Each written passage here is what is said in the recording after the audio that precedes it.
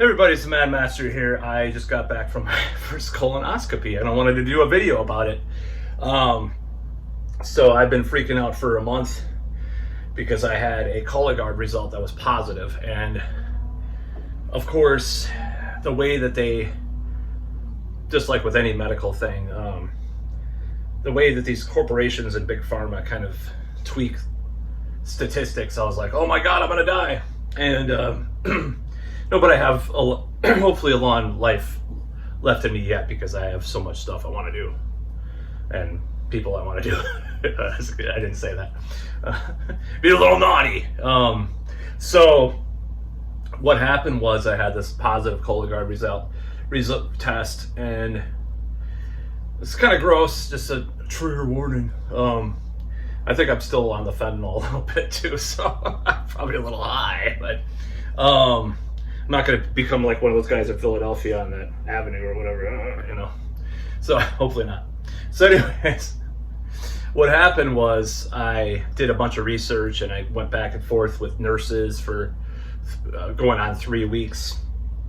And they had a colonoscopy available the next week. So I was like, no, I can't do it.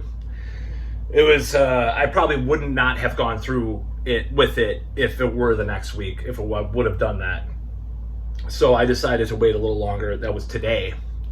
And I'll go through what I did and what I didn't do and what I would recommend people do if they do this and what my results are. I don't care. I had 5 polyps removed, probably precancerous, but thankfully removed in time because they could have grown larger and become cancerous.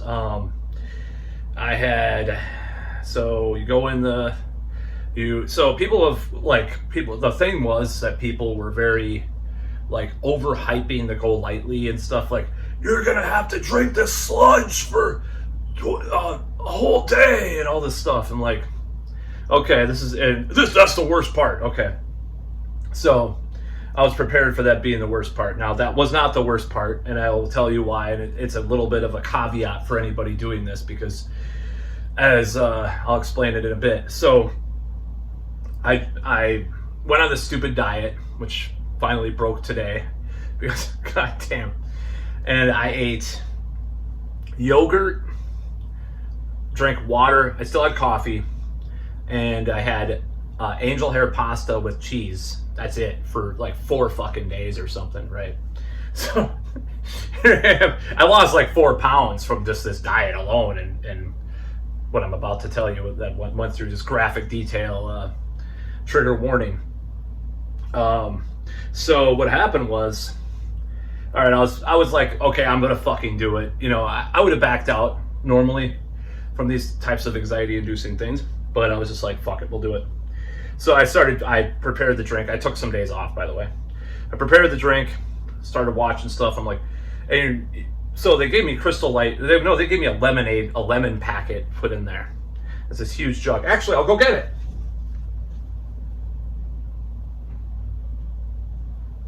So you have to drink this in like a short amount of time, like 4 or 5 hour period. You have to have it every 15 minutes, like a 8-ounce cup. So I drank it, but they told me that I could buy Crystal Light, the drink, lemonade. So I was like, I went and got a whole pitcher's worth and put it in there. And people were warning me about the prep. I'm like, the prep is the worst part. It tastes like sludge. It's so terrible. It's so salty. I drink it and I'm like, what the fuck? This is like lemonade or Crystal Light lemonade, which is kind of lame version of lemonade because I like to have a little tart and bite to lemonade. But so I did it, and I drank the first drink, and I had to drink it really fast. I had to drink it through a straw.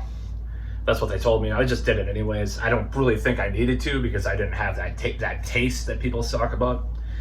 So maybe people did this earlier in their life and they were just telling me about their experience or whatever. So I did that, and then I did it like 2 or 3 times. I'm like, nothing's happening. So I was kind of flipping out. So finally, 30 minutes later, after I started like questioning if it was working or not, all of a sudden, starts coming out. All the crap, it's pun intended. or there's no pun there, but anyways. So I started doing that, and it was actually not that bad. It was gross. I mean, essentially like you're shitting out water for some of the time. It's brown or yellow water. And it got kind of gross after a while. And I went to bed, and then I was supposed to take a third of what was left, and I did, and then I was shitting more.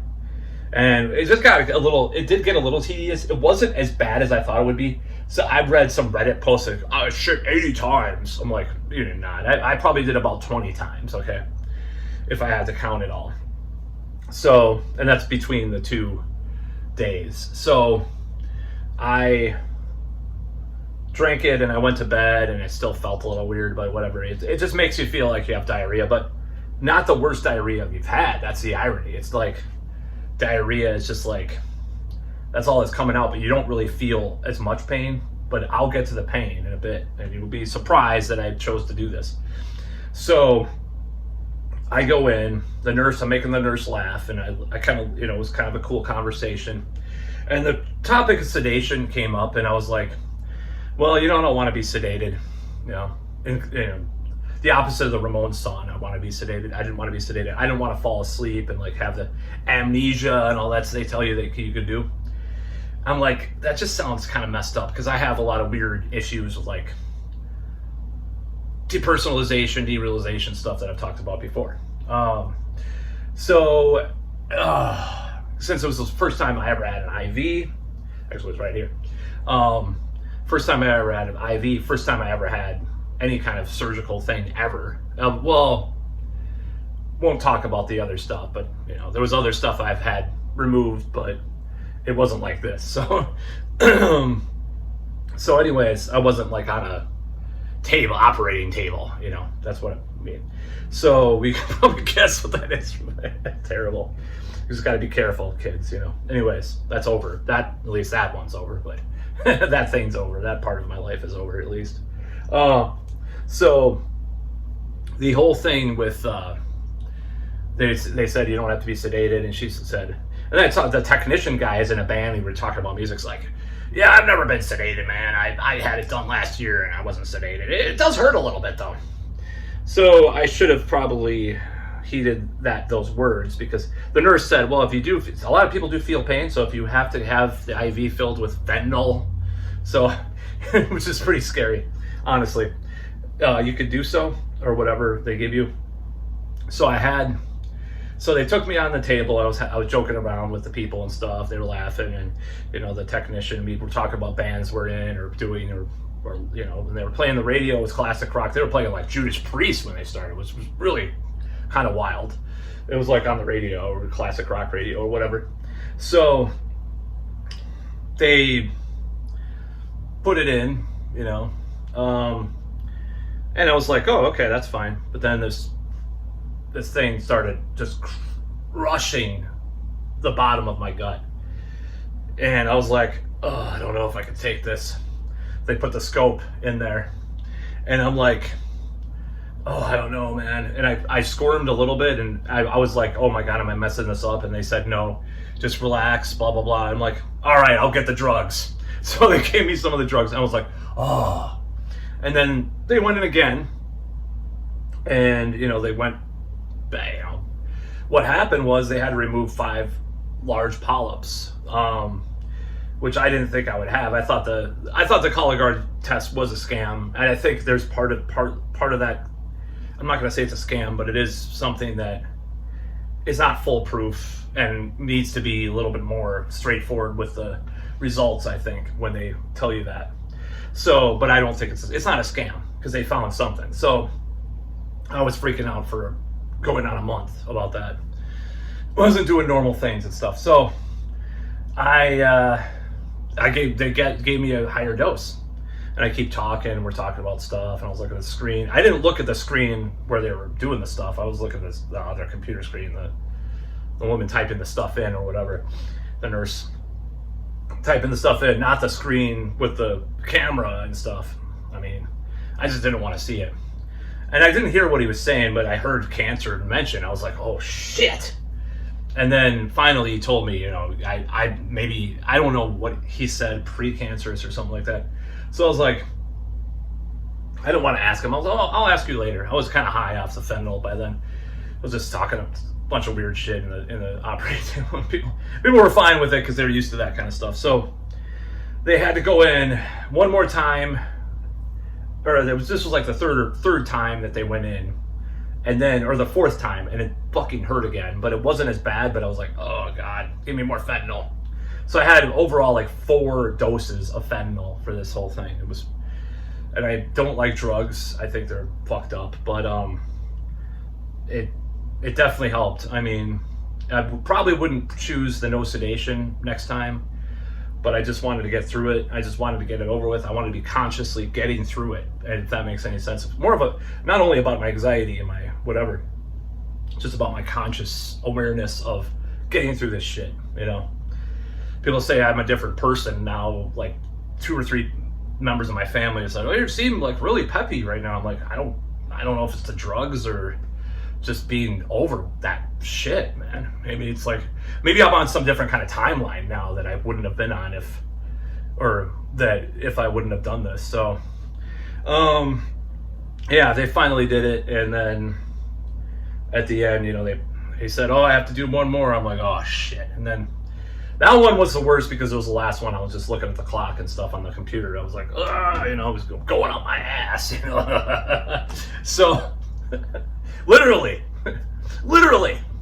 So finally, pulled the shit out, and you know, it was kind of a bummer because like I had to go sit in this waiting room, you know, with my gown and my IV still in my arm, and like the pulse, whatever it's called, to take your pulse, and the blood pressure thing kept going on. I had really high blood pressure going into this because I was flipping out. So they had to watch my blood pressure a little bit probably because of the fentanyl or something. I don't know, but they had me because I was too high off the fentanyl or something. And then they finally got me.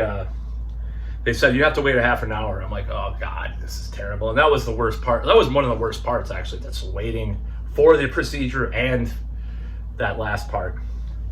And then finally the doctor came in and we were talking about it, and he told me all this stuff, and I kind of figured it out by then, you know. And then said it's coming in a year and a half, 18 months or whatever.